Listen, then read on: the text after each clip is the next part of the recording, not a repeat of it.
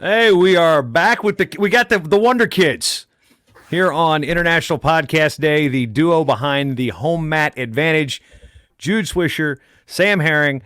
Okay, kids, you guys have been like the most popular podcasters in the history of wrestling. Welcome to the show. Welcome to International Podcast Day. Wow, thanks for having us.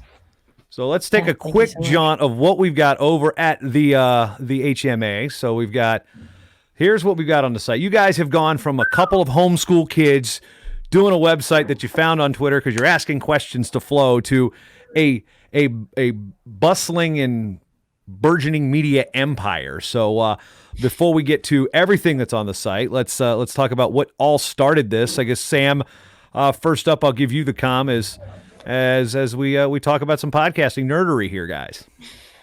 All right. So first of all, I want to say that's a mighty fine shirt. It looks really good. Brand awareness, gentlemen. That's awesome. I'm like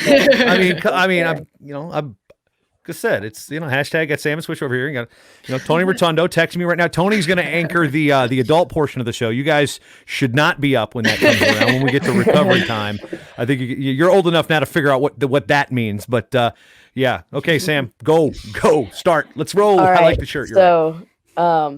This is a crazy story of how everything got started, how Jude and I met each other, and just where everything has branched out from, I guess. So it all started when I think Jude and I got a Twitter right around the same time. The summer of 2018 was about when we both got Twitter, which is like ancient history for people your age. Yes, right, exactly. Such a long time ago. But the reason we both got it was because of FRL. And we learned that you had to ask questions. Like, in order to ask questions, you had to have a Twitter. And so when I would ask questions, I would always ask it from my mom's account. And so on FRL, they would be asking a question. They'd be like, and this question's from Shannon Herring. And eventually my mom got so mad at me that I'd followed thousands of wrestling profiles and accounts. She was like, Sam, just create your own Twitter account. So I created my own Twitter account on her phone. I didn't have a phone at the time. And I started asking questions, and Jude did about the same thing. We were about the same timeline, but he had a fake name, and I think it was something like. You're one of those. You were one of those. I was the Twitter troll originally. Yeah, Jude. What were your first names? I remember my cousin. Let's see. So my first one was Mike. It was Mike Uzzin, spelled Mikeuzin, because I wanted them to say like, "Oh, my cousin asked," and they're like, "Oh, your cousin asked a question, haha," or something like that. Well, the guy that does the NCAA broadcast for ESPN's name is Mike Cousins, right? Well, I did not know that. You know it now. I guess now it's impersonation. I'm glad I don't have that anymore. You're no longer a troll account. No longer a troll account. On two different effects, yeah. Yes. So, and then I would have I was like Nomad's worst take or something like that, or like, all sorts of stuff like that. Yeah, you were a lot of people had something like that. Yeah, ton of people. You go in there, lots and lots of people. And then, so I met Sam through Twitter because he would tweet all the time during the day, like all the time. And I would be on Twitter instead of doing my schoolwork. And I was like, what is this kid's deal? And I could tell he was a kid. But I was like, why is he tweeting all the time? Like, if he's a kid, he should be in school. So I DM'd him, and I'm like, hey, man, are you a kid? And he's like, yeah. And I was like, are you a homeschooler? Because you shouldn't be tweeting all the time if you're in public school. And he's like, yeah. And, man, we just hit it off, right away. Turns out we have a ton in common, everything from, coming from big families to being homeschooled, taking our faith very seriously to wrestling. We have a lot in common. And so Sam and I talked basically every day from September of 2019 onward. 2018, excuse me. And then Sam, you want to talk about the Southern Scuffle and what happened there? Yes. So like I said, FRL was kind of where everything branched out from, as we were both avid listeners of the Flow Wrestling Radio Live. And when I would ask questions, they started to get to know my name, but they didn't know who I was. And there was one question that seemed to really get them to figure it out. And that was, I think I asked something to the effect of, and it was right after who's number one, or right before. It was right after. And I started asking, it was, would you guys ever consider starting middle school for who's number one? Just add a couple middle school matches or something like that. And I was genuinely curious. At the time, I don't think I qualified to be at his number one. I was not at the top of the country in my own wrestling. So it was not to get myself wrestling, and I genuinely thought it would be entertaining to the people. And so when they asked that question, it took them about maybe 4 weeks before they would just decline the question. They wouldn't ask it. And for some reason, I was like, this one I want answered. And so I asked it every single time. And they did 2 shows a week at the time. And so it was about 8 times of me asking before they asked it on the show. And when they read it aloud, they were like, why does this guy want middle school at his number one so bad? And then Christian was like, I think I know why, guys. He said, this guy's probably a coach and he has some really good middle schooler in his club that he wants to wrestle at his number one. And then I think it was Nomad said, wait, is this kid in middle school? And they like figured out because my handle was Samwise 2006. And so they were like, oh my goodness, this kid's like 12. We just had this 12-year-old. I remember listening to that. I'm like, wait a minute, because most people, okay, 06, okay, okay, coach, you graduated high school in 06. You're a young, eager coach trying to get your little brother a match. But exactly. No, you were born in 2006. I was born in 2006. I was 2 years. Dude, I spent 7 years in college, and that was 2 years after I got out of college. I usually put people in the age group of how old were they when Nirvana's Nevermind came out, which was late 91, early 92, depending on the release date. You guys are like, past Outcast albums and stuff. So exactly. So 06. So continue with this, because I love the story. It's one of the big reasons I wanted you guys on here is to tell the story. So Sam, you may continue, my friend. So once they figured that out, they absolutely loved asking my questions, because not only did I probably had about average questions. They weren't that good, but the fact that it was coming from a kid like made them so happy, and they loved reading my questions. So it was perfect for me because I loved hearing my name on the podcast. It was so cool. Those guys were. It doesn't get old, dude. I'm 41 years old. I will listen to other people's shows to see if they mention me. Okay, I am that vain. I do that too. It happens. All okay. The time. I remember the first time I got one of my questions answered on FRL, and it wasn't even my real name. Remember, I was a troll account, right? I wasn't even real, and they answered my question, and I jumped up and down and like screamed. I was like, "They answered my question, Dad, Mom, everybody, come here!" And it was pretty exciting.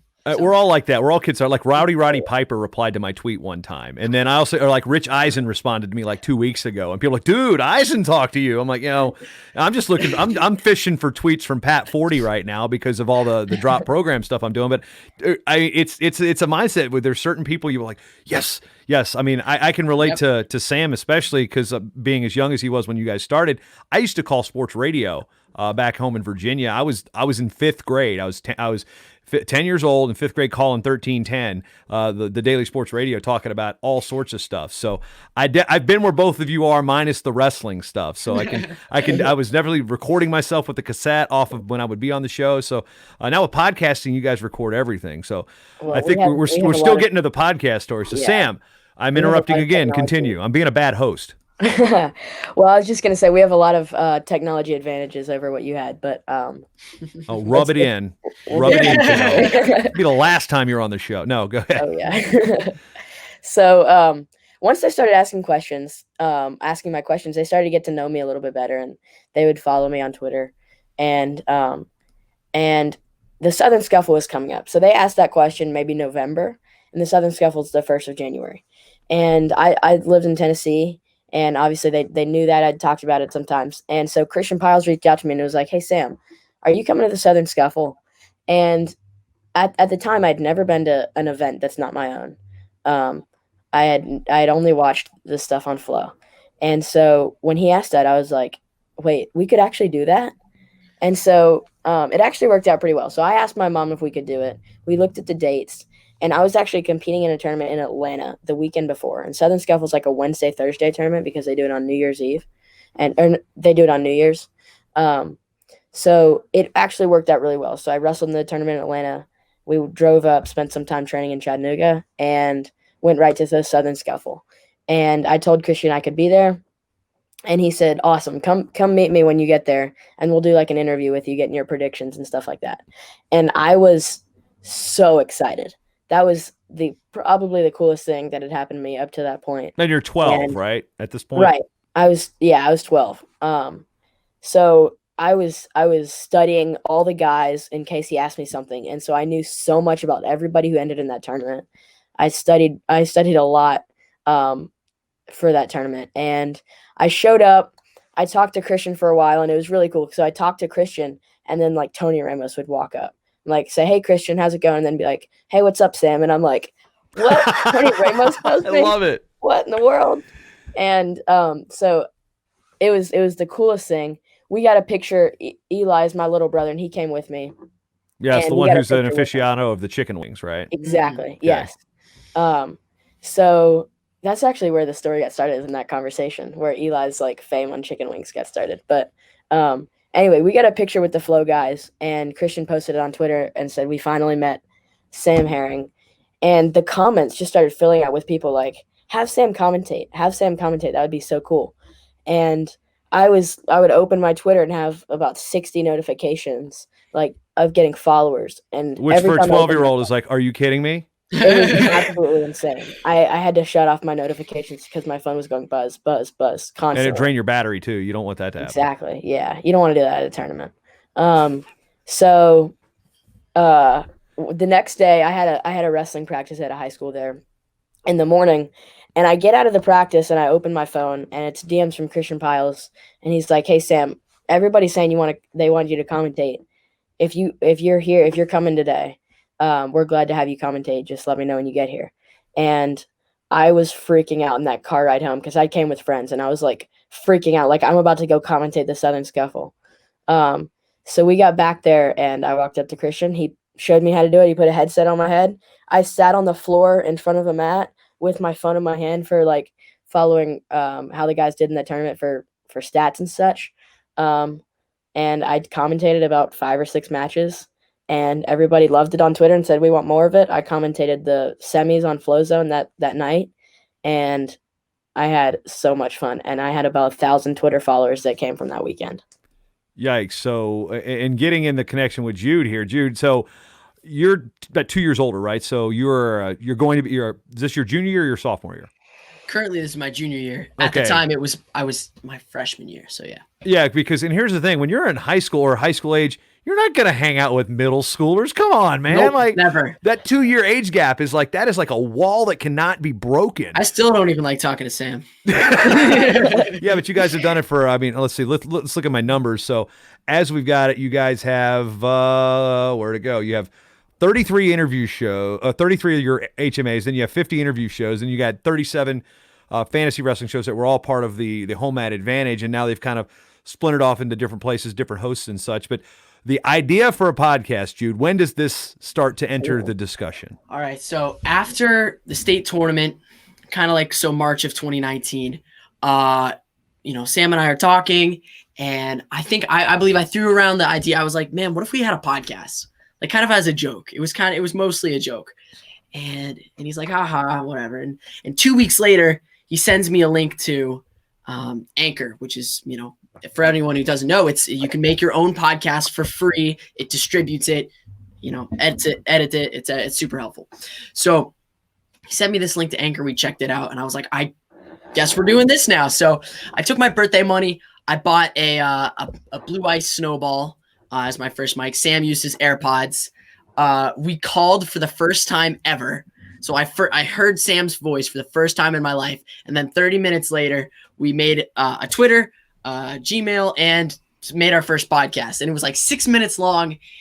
And it is probably the worst thing I've ever created in my entire life. Like just horrible. It was really bad. Everybody's first podcast is their worst. I don't know if you were listening to Kyle Klingman and I earlier, but we were talking about our first episode of Wrestling 411 in 2008 with Tom Brands, and it was unlistenable. It's still on the web, but everybody, don't worry, folks. Your first podcast is always your worst. So, you've got a 6-minute show. You've got at the time Tennessee. Sam, you live in Mississippi now. Is that about right? I mean, because. So actually, that's where I'd lived. I'm in the transition to Pennsylvania with Young Guns. Okay, so that's where I am right now. News break. But as far as in the I mean, you're in the South for wrestling, and right, then on the border of Mississippi and Tennessee. In Memphis, and Jude is in for better part of the term, Pennsylvania, which I know I live there. I can say that. I've been up there. I know Bellefonte. They've come down to the Virginia Duels back in the past. So you got last year. So Jude, you've got your show. You've got this show, and then all of a sudden, people are reaching out to help you kids. And I'm watching you guys. I'm like, you guys reminded me a lot of myself as like, it wasn't a wrestling junkie, but as a sports junkie, as a, elementary school into middle school, like talking about sports. I mean, talking about college mascots and stuff. You guys are just replacing sports with wrestling. And it's just like, these kids got a head start on a lot of stuff. So when do people start reaching out? Jude, I'll start with you. Right. Well, so I think one of the first interactions we had was actually, Sam, if you remember, Flow Wrestling did a show where they talked about us, like maybe the week after our NCAA, so 2019 NCAAs, and Christian talks about, he's like, these kids, it's Sam Herring and Jude Swisher, and Nomad's like, it's Swisher. I was like, all right. I was like, I didn't care. I got my name on the show. But well, it's better than my cousin. It's way better than my cousin. And they talk about how like Sam had a take about Vincenzo Joseph leaving his head near his knee on in the semifinals or whatever like that. And how Sam had noticed that, and when he pointed it out, Christian was like, these kids pay attention, and these kids know what they're talking about because they're wrestlers and they know how to articulate, their knowledge very, very effectively. So I remember that was like big. And because they told them like, hey, go check out Home Ad Advantage. And then a couple weeks later, after about our 4th episode or so, we get an email from this dude named Tony Rotundo. I had no idea who he was. I think you're taller than he is, though. A little bit. It's a good bit. It's a good bit taller. Sorry, Tony. Did Tony tell you he was a cadet world silver medalist in Greco-Roman? Yeah, because there was two people in his bracket. I don't know if he leads with that. I was second at the Bethel Open in my first tournament. So anyway, nice. I can't relate. So he reached out to us, and all he said was like, man, you guys are doing something very special, and you guys have the ability and the promise to be something great. And I'd like to help you guys out, like whatever way I can. And then from that day, where that's April of 2019, where we only had 4 publications, or 5 publications at the time, like bad podcasts, not good. But he was able to see through like this kind of raw, unedited product. And he saw Sam and I, and he saw our attention to detail and our articulation, and he offered to mentor us basically. And so while the official term is a sponsor, Tony is way more than that to us. He's a mentor. He's a friend. We talk to him every single day, and without him, we would not be anywhere near where we are now. And he's a fantastic guy. He takes the best photos, like without a doubt, the very best photos right now. And it's very exciting to have him on our team.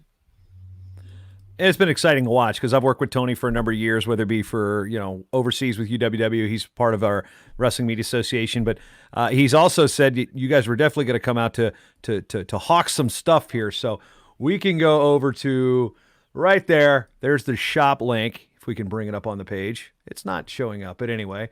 Because it opened in a new window. It's at the top of our page. Yeah, let's do that. Let's go see if it doesn't go up into the new window. Let's go to the shop. Because I was using it off the Twitter feed. There we go. Because see, Jude's wearing the hat already. I got the shirt. We got some gear there with the Home Ad Advantage, and I guess we can go in at length about what all this stuff, what the name and all that stuff comes from. But you got the homeschool angle. You got your podcast out. You guys are now reputable media outlet. You guys were named Win Magazine, named you guys Journalists of the Year, but you guys hadn't even met until Final X at Rutgers.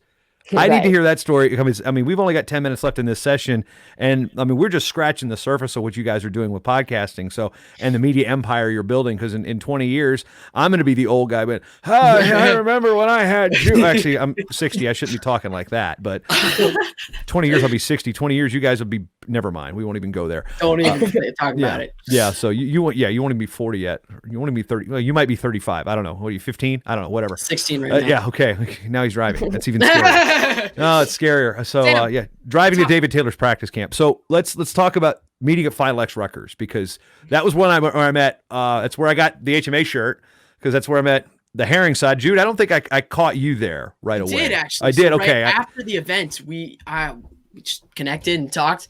I mean, it was exciting. Sam, do you want to talk about Final X and like the whole thing that basically went down there? Yeah. So I'll run through that as quickly as I can. So we obviously, when we started the podcast, we never thought we would cover an event. That was not something in our plans. That's not what we knew a podcast host would do.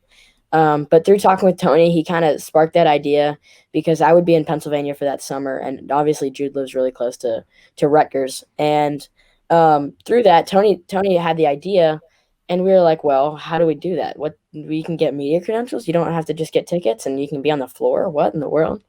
And so he showed us how to do all that, and really, I mean, he did all the work. We did very little. And so he set it up. He helped us get there.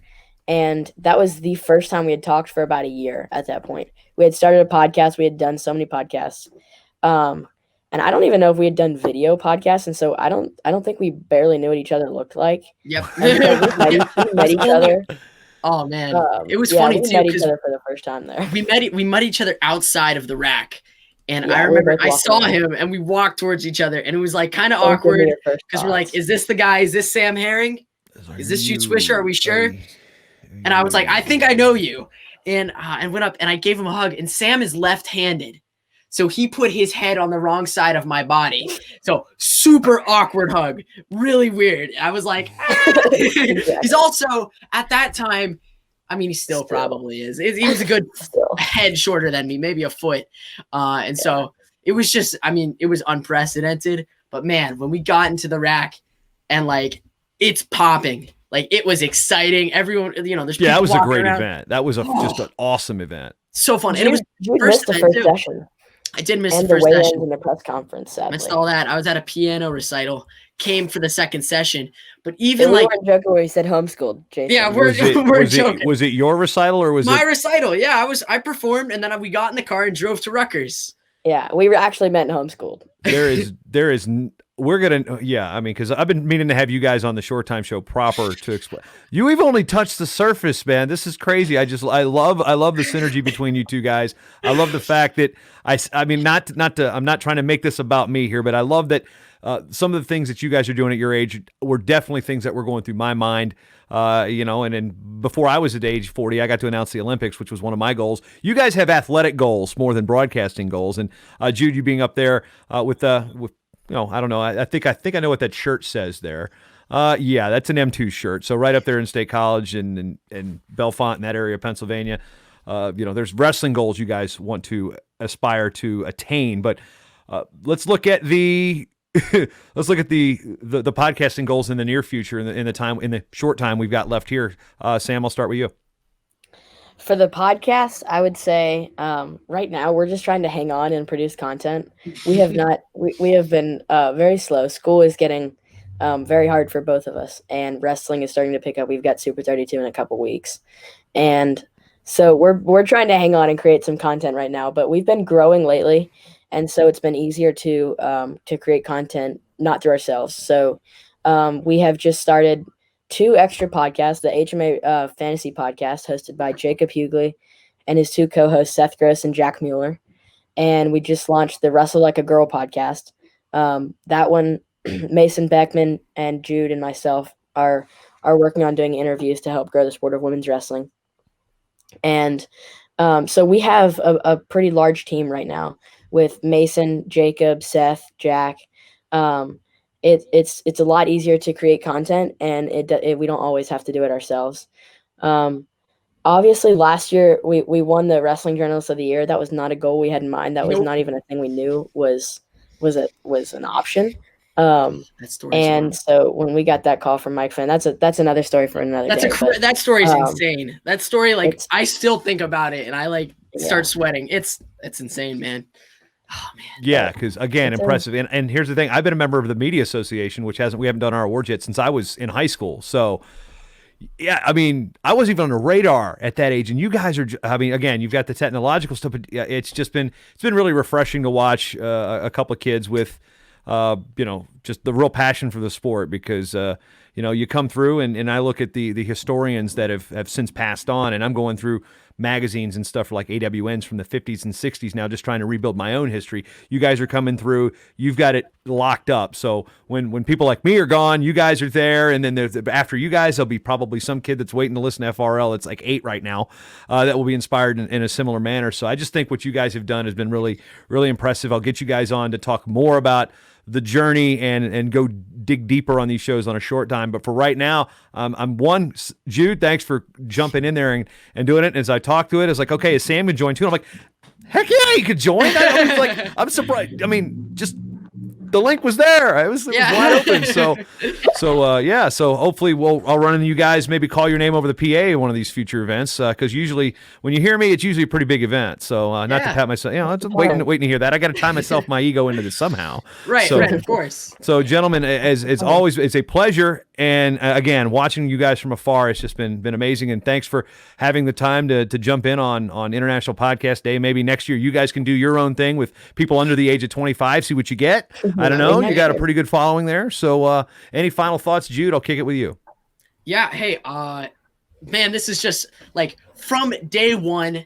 Like I just got the biggest shout out to my best friend, Sam Herring. Like I can't do this with anyone else. You're my man. You're my main man. I love you, man. And, hopefully listen, Jason, I'll give a tease. There is so much more to this story, like between like other events. 30 minutes is not going to encapsulate it. So we'll schedule this when we're done. We get through next week. We'll bring back on. This will be the tease. And then the full plate will go next week or two. Yes. Yes, sir. So that's pretty much it for me. Sam, you got anything? No, I'll right back at you. You're my best friend, and I couldn't do it with anybody else. This has been awesome. But Jason, thanks so much for having the time to have us on. And Jude, you've got a pretty nice microphone there. That looks pretty cool. That's right. Yes, the ATR 2100. ATR 2100. Fantastic microphone. Thank you so much, Mr. Jason Bryant, for having us on the show and for helping us out in more ways than I can count. So right, thank you very much. You guys aren't going anywhere, so might as well. Let's get that handshake early on. So, gentlemen, right? We got the pack mentality coming up next. But for now, for Jude and Sam, this has been, I guess, what hour are we in? We are at 12, coming up on 12. I don't even know. Coming up on 1 o'clock. I don't even know what time it is because we're almost 4 hours into this, 10 more to go. For Jude and Sam, we'll see you on the other side of the flip.